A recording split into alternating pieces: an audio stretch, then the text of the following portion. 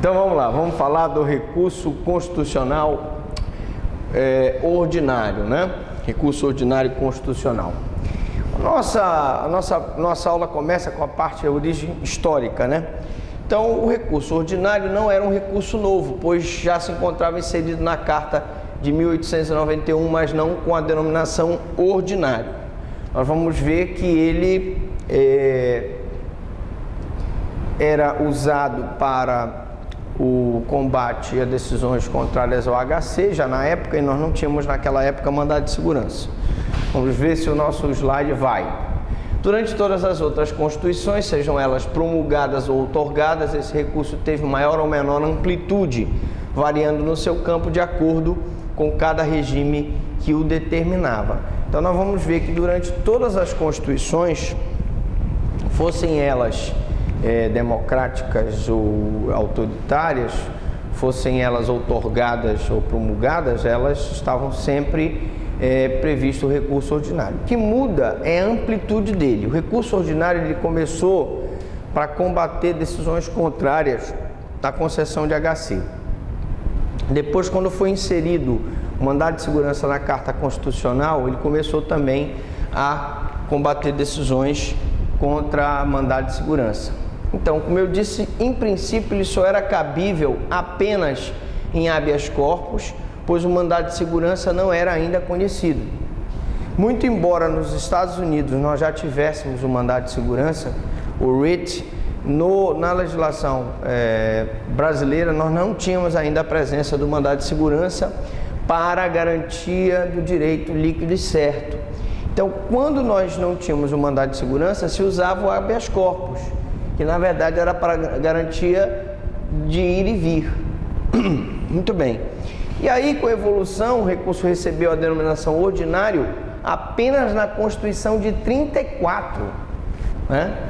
E pela primeira vez foi mencionado o mandado de segurança, que a emenda constitucional de 1929 ensaiou, deixando como remédio processual destinado à proteção dos direitos líquidos e certos. Então nós tivemos aí, no primeiro momento, o recurso ordinário, desde 1891. Ele fazia frente àquelas decisões contrárias a habeas corpus. Em 1929 nós tivemos uma emenda constitucional que ensaiou a criação do mandado de segurança. Em 34 nós tivemos a Carta de 34, né? Que teve uma grande influência do Getúlio Vargas, e essa Carta de 34, que era uma carta, vamos dizer assim, garantista, que trouxe vários direitos, ela trouxe entre esses direitos o mandado de segurança. Mas o mandado de segurança, como eu disse, ele já não era um instituto tão novo assim, ele já vinha sendo aplicado nos Estados Unidos, e nós importamos então o mandado de segurança para a proteção dos direitos líquidos e certos. Então aqui, até esse momento da história que nós estamos contando, o recurso ordinário ele servia para o HC e para o mandado de segurança. Vamos acompanhando que ele vai ampliando o seu leque, né? Em 37, com o golpe de Estado, né, do Getúlio Vargas, espelhando o novo regime do Estado Novo, afastou-se então o mandado de segurança e o recurso ordinário passou a ser interposto apenas nas causas em que era interessada a União como autor ou ré ou opoente ou assistente. O recurso subia diretamente para o Supremo, nós já tínhamos o Supremo Tribunal Federal, aos moldes do que já era feito lá nos Estados Unidos. O recurso subia para o Supremo, lá a Suprema Corte, aqui o Supremo Tribunal, interposto de sentença de juízes de primeira instância sempre que a União fosse interessada. Então repara que quando eu tenho o Estado Novo, quando eu tenho a Revolução de 1937, em que o Getúlio Vargas ele encampou poderes ditatoriais nas suas mãos, ele não queria, na verdade, nenhum instrumento que facilitasse a questão da defesa das pessoas que fossem presas ilegalmente ou daquelas pessoas que fossem violadas no seu direito líquido e certo. Então ele retira, né, o recurso ordinário dessa função de ser um recurso cabível de decisões contrárias ao HC e ao mandado de segurança.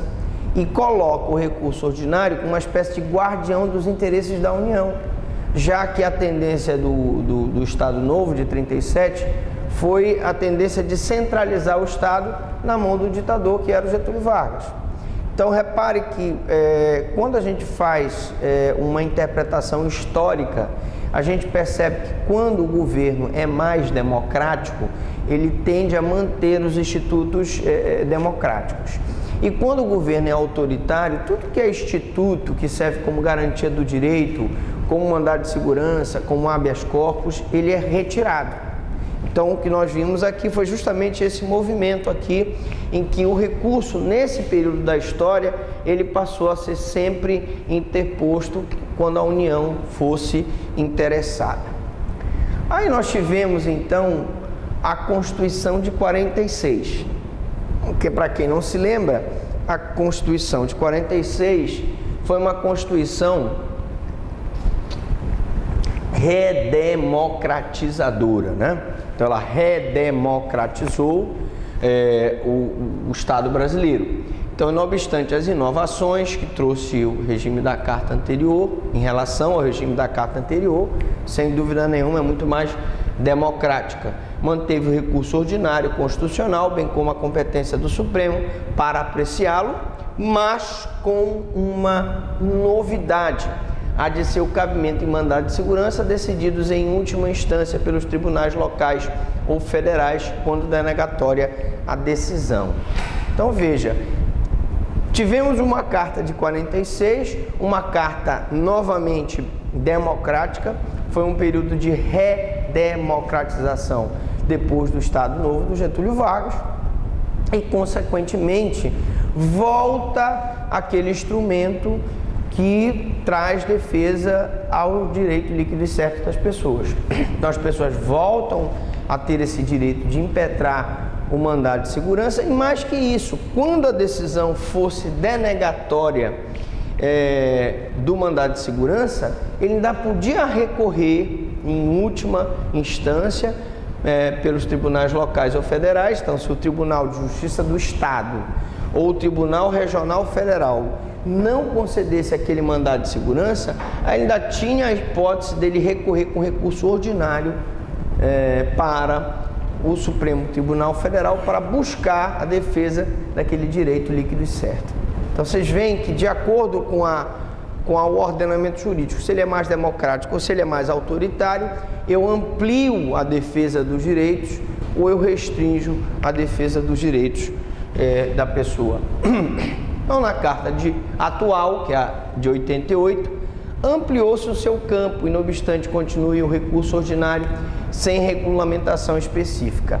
Nós vamos ver que a atual Constituição, ela ampliou ainda mais o campo de atuação do recurso ordinário. Mas então, vamos lá, vocês devem estar curiosos. Pô, o senhor falou tanto aí, então o que é esse recurso ordinário? Gente, o recurso ordinário é o recurso previsto na Constituição Federal, cabível de decisões proferidas em última, olha que ele está aqui com destaque, ou única instância. Então, eu tenho aí, a nível estadual, o Tribunal de Justiça do Estado, a nível federal, os tribunais regionais, federais, né? Pelos tribunais superiores ou tribunais regionais e tribunais locais. Quais seriam os tribunais superiores, professor Franklin? Eu tenho, a nível de eleitoral, eu tenho o TSE, Tribunal Superior Eleitoral. A nível de Justiça do Trabalho, eu tenho o TST, Tribunal Superior do Trabalho. Então, e desses tribunais superiores, se eu tiver uma decisão em última única instância, ou dos tribunais regionais federais, ou dos tribunais locais, que são os tribunais de justiça do Estado, em habeas corpus, habeas data, mandado de junção e mandado de segurança, quando denegatória a ordem. Então, gente, eu tenho aqui o seguinte: todas essas ações, habeas corpus, habeas data, mandado de segurança, mandado de injunção, são ações de impugnação. Essas ações se questionam a natureza jurídica delas, se elas seriam recursos ou seriam ações de impugnação. Hoje a doutrina que prevalece é que diz que esses instrumentos, são remédios constitucionais, são verdadeiras ações em defesa do direito do cidadão. E eles também são cláusulas pétreas. Então, como nós estamos falando de defesa do direito do cidadão, eu vou me utilizar do habeas corpus para a defesa do direito de ir e vir, do habeas data para que o cidadão tenha acesso aos seus dados de informações constantes das repartições públicas, do mandado de injunção, sempre que uma norma que prevê um direito fundamental do cidadão, ela não está sendo podendo ser exercida por falta de uma regulamentação do Congresso Nacional, e do mandado de segurança na defesa do direito líquido e certo. Em todas essas hipóteses, só será cabível o recurso ordinário quando denegatória da ordem. Houver uma não concessão da ordem, de HC, de mandado de segurança, de habeas data. Tá? Quando ela denegar a ordem, impedindo o direito líquido e certo, impedindo o direito de ir e vir, impedindo o acesso a dados, eu vou ter o recurso ordinário. Bom, eu vou colocar para cá porque fica melhor de manusear para cá. Então vamos lá, pressupostos. Pressupostos do recurso ordinário, né? Eu nem perguntei se está ok aqui, tá ok aqui a gravata, tá bom aqui? Tá torta? Um pouquinho aqui, pronto, assim. Agora está ao vivo e a cores, mais para cá, aqui, embaixo. Aí, pronto. Bom, então, pressupostos. A matéria relativa a esses requisitos tem se restringindo à norma constitucional e aos regimentos internos dos egrégios Supremo e STJ. Reparem que se eu for procurar o recurso ordinário no Código de Processo Penal, eu não tenho uma regulamentação. Se eu for procurar o recurso ordinário no Código de Processo Civil, eu não tenho uma regulamentação. Isso é uma falha muito grande. Porque eu não tenho o rito. Tá, e aí como é que a gente sabe o rito? Nós temos a previsão dele na Constituição Federal e temos a previsão dele nos regimentos internos dos egrégios Supremo e STJ. Então, haveria necessidade de nós termos uma reforma no Código de Processo Penal e no Código de Processo Civil para inseri-lo como o recurso dentro do Código de Processo Civil. Até porque o nome dele é recurso ordinário. Então, se ele é ordinário, ele deveria estar previsto no Código. E ele não está, tá? Então, ele está previsto nos regimentos internos. Mais uma peculiaridade dele. Temos dentro dos pressupostos os de aplicação nos recursos em geral. Vale dizer, interesse em recorrer, sucumbência, parte legítima e etc. Então, aqui, nós vamos colocar rapidamente os pressupostos, né, do recurso. Então, eu tenho aqui, gente, eu tenho os pressupostos, né?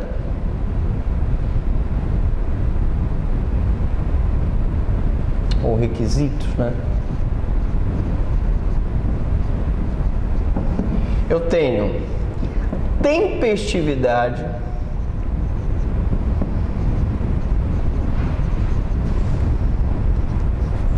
adequação,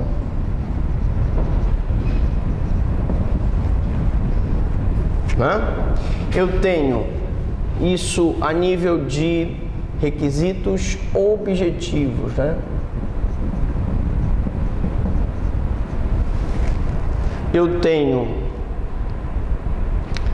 o pagamento, né, das custas, etc. E a nível de requisitos subjetivos, eu tenho a legitimidade.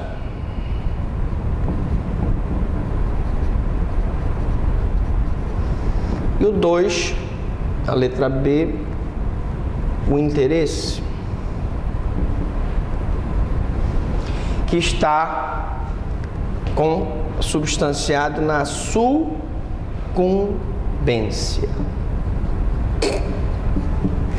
Então, para recorrer, eu tenho que ter previsto, respeitado os requisitos.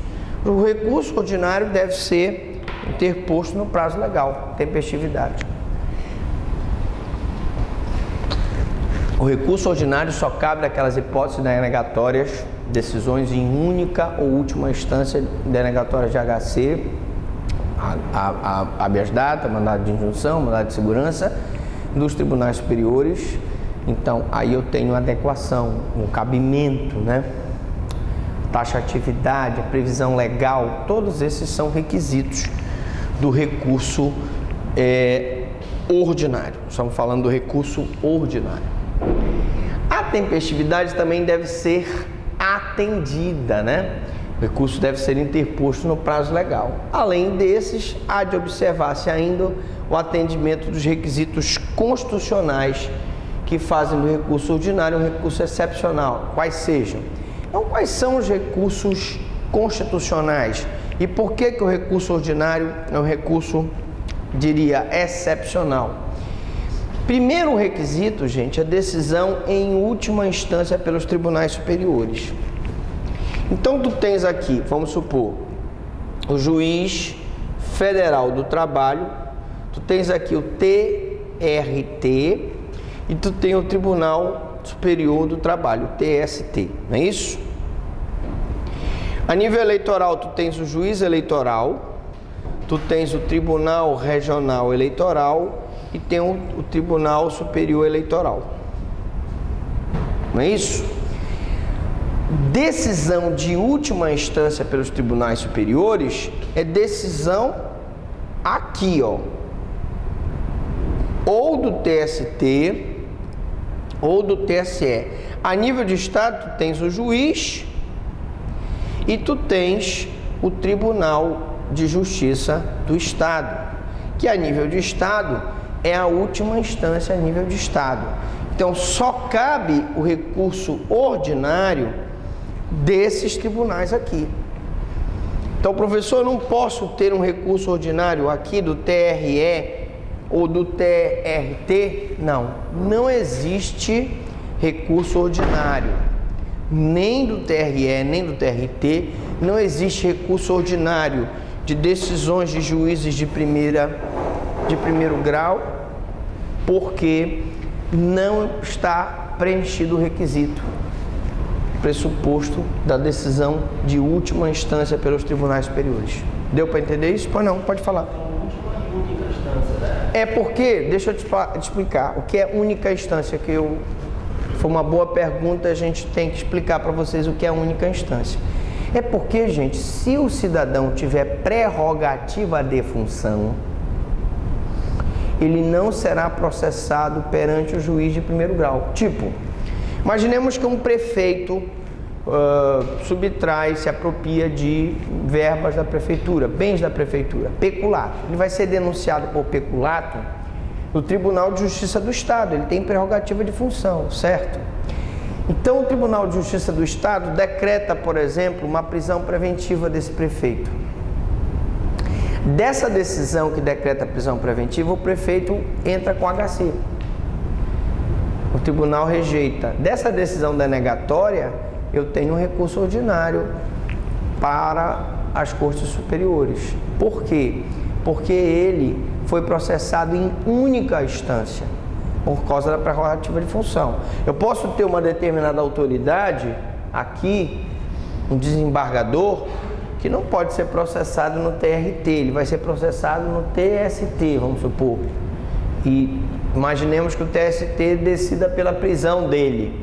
O que vai acontecer? É uma única instância. Dessa decisão, se ele entrar com o HC e for indeferido, cabe o recurso ordinário. Então, quando eu falar última ou única instância quando ele tem foro por prerrogativa de função. Bom, outro pressuposto é decisão de crimes políticos, né? A questão do recurso ordinário aí, ele veio, na verdade, preencher uma lacuna. Por quê? Porque eu podia ter um crime político, desse crime político teria uma consequência, uma privação da liberdade, ou uma busca e apreensão, um sequestro de um bem que impossibilitasse ele do exercício do direito dele em relação à propriedade, que poderia ensejar a impetração de mandado de segurança. Se esse mandado de segurança fosse negado, cabe um recurso ordinário para os tribunais superiores, o STJ e o Supremo. Nós vamos ver já isso, tá? Então, crime de natureza política, né? Crimes políticos têm como mote o julgamento desses recursos de HC, de mandado de segurança, de mandado de junção, de habeas data. Se denegatória a decisão, se utilizará o recurso ordinário. Então, fixem bem, crimes políticos, tá? Decisão de única ou última instância pelos tribunais regionais federais. Tribunais regionais federais dos estados, do Distrito Federal do Território. São esses tribunais regionais federais, né? Então eu tenho o juiz federal, eu tenho o Tribunal Regional Federal, e dessa decisão do Tribunal Regional Federal eu posso recorrer para o STJ. Então preste atenção. Do TST, do TSE, tá? E do TSE e do TST, que são os, a nível de justiça do trabalho, a nível de justiça eleitoral, são os mais elevados tribunais, é a última instância aqui. Dessas decisões denegatórias, cabe recurso para o STJ ou para o Supremo, conforme o caso. Quando um juiz federal decreta uma prisão e se recorre para o TRF, que é o Tribunal Regional Federal, nós vamos ter, se essa decisão for denegatória de habeas corpus, nós vamos ter a possibilidade dele recorrer para o Superior Tribunal de Justiça através do recurso ordinário. Então, o RO, recurso ordinário, eu tive um juiz federal que decretou a prisão. Essa prisão foi entrada com HC, o cara foi solto no TRF, o TRF denegou a liberdade dele, tá? Então, o juiz federal, ele decretou a prisão, o Tribunal Regional Federal denegou o HC. Dessa decisão do Tribunal Regional Federal, cabe RO para o STJ. Então vamos só repetir aqui, rapidamente. Decisão de única ou última instância pelos tribunais regionais federais, tá? Os tribunais do Estado, do Distrito Federal, dos territórios. Desse tribunal aqui, nós podemos ter um recurso também para o STJ, tá? O juiz denega a ordem, né? Prende a pessoa, entra-se com HC no Tribunal de Justiça do Estado, o Tribunal de Justiça do Estado denega a ordem e você pode entrar então com recurso ordinário para o STJ. Então, gente, desses tribunais aqui, Tribunal Superior do Trabalho, Tribunal Superior Eleitoral, eu entro com recurso ordinário para o STJ. Do Tribunal Regional Federal, recurso ordinário para o STJ. Tribunal de Justiça do Estado, recurso ordinário para o STJ. que as decisões acima elencadas sejam denegatórias. Então, professor, cabe recurso ordinário de decisão concessiva? Não. Não cabe recurso ordinário de decisão concessiva. Só cabe recurso ordinário de decisão denegatória, tá? Então a decisão tem que ser negando. Porque se o recurso ordinário, como eu disse, é uma forma de resguardar, proteger aqui a Constituição Federal, o direito daquela pessoa de ir e vir, o direito de líquido e certo, o direito daquela pessoa ter acesso a dados, é das decisões denegatórias que vai caber o recurso ordinário. Ter sido tais decisões proferidas por um tribunal colegiado. Então, preste atenção. Como eu disse, o recurso ordinário não vai caber da decisão do juiz federal do trabalho, não vai caber da decisão do juiz eleitoral, não vai caber do juiz da justiça comum e não vai caber da decisão do juiz federal. Recurso ordinário só cabe de decisão proferida por um colegiado, tá? Tem que ser um órgão colegiado. Então vamos lá, cabimento.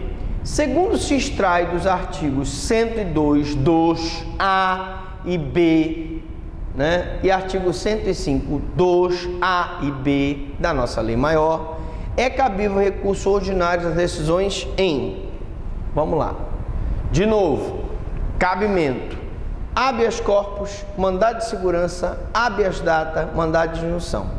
Para você que está aí ainda em dúvida, como o recurso ordinário foi criado com o objetivo de dar uma oportunidade para que a pessoa recorresse em defesa do seu direito de ir e vir no habeas corpus, do seu direito de exercer o direito líquido e certo no mandado de segurança, do seu direito de ter acesso a banco de dados de repartições públicas no habeas data, do seu direito ao mandado de injunção, porque aquela norma que está prevista na Constituição não foi regulamentada por lei e ele, por conta dessa falta de regulamentação,